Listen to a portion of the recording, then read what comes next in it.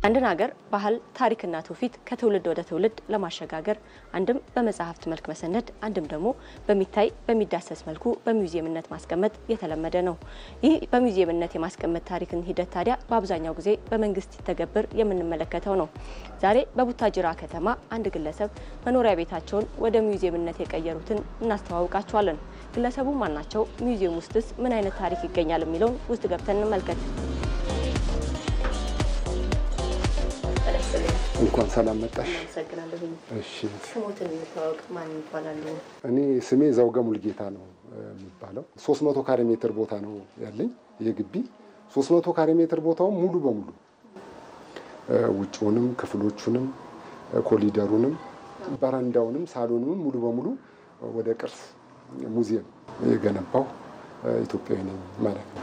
በቃ እንግዲህ ብዙ ጊዜ የምንመለከተው በመንግስት ደረጃ ነው ሙዚየሞች ተሰርተው ለእይታ ሲቀርቡ የምናየው። እርሱ ምንድነው ምክንያቱት ወደዚህ ስራ እንዲገቡ ወይም ደግሞ ወደዚህ ተግባር እንዲገቡ ምን ነበር ምክንያት የሆነው ነገር ቢሆን እስኪ ነው? እያንዳንዱ ሰው የራሱ የሆነ ተሰጥኦ አለው። እኔ ምንድነው እንግዲህ የሰው ልጅ በህይወቱ ኖሮ ከማለፉ በፊት ለሀገር ሊጠቅም አንድ ታሪክ መስራት አለብኝ ብዬ ነው የተነሳሁት። እዚህ ውስጥ እንግዲህ ያሉት ነገሮች አጠቃላይ የጉራጌ ቅርሶች ናቸው። አጠቃላይ በማህበረሰብ ውስጥ ያሉት ነገሮች ናቸው። እነዚህ አርሶ አደሩ ሲጠቀምባቸው የነበሩ የእርሻ መሳሪያዎቹ ናቸው። ከዛ በኋላ ደግሞ ይሄ የቁም ወፍጮ እናቶቻችን ገጠር ላይ የሚፈጩበት እና ይሄ ያለ አሁን ግን በየቦታው እየጠፋ ያለበት ሁኔታ ነው ያለው። ይሄኛው ደግሞ እንጀራ የሚጋገርበት ምጣድ ናት። እዚህም ጋር ያሉ ቅርሶች አሉ። እነዚህ ያው እንደሚታወቀው ሙቀጫ ነው። እነዚህ ምጣዶች እነዚህ ነገሮች ናቸው። እሱ ነገር ድብኝት ይሉታል። እናቶች ዱቄት ምናምን ነገር የሚያስቀምጡበት ነው እዛ ጋር ነው።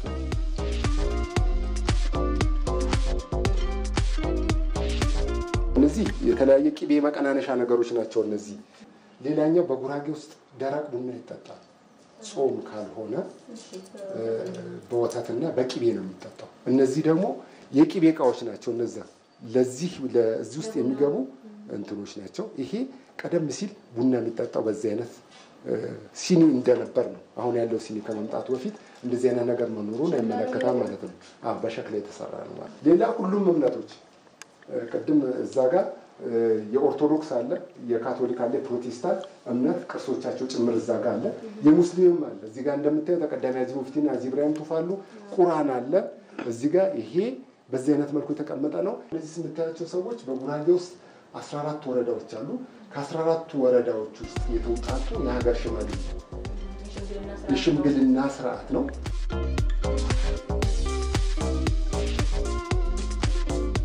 በፊትስ በመስራ ላይ ነበር ተሰማርተው የነበረው? ወደዚህ ስራ ከመግባታቸው በፊት ማለት ነው ሙዚየም ከማቋቋም ወደዚህ በመንግስት ስራ ላይ ነበር ስራ የነበረው።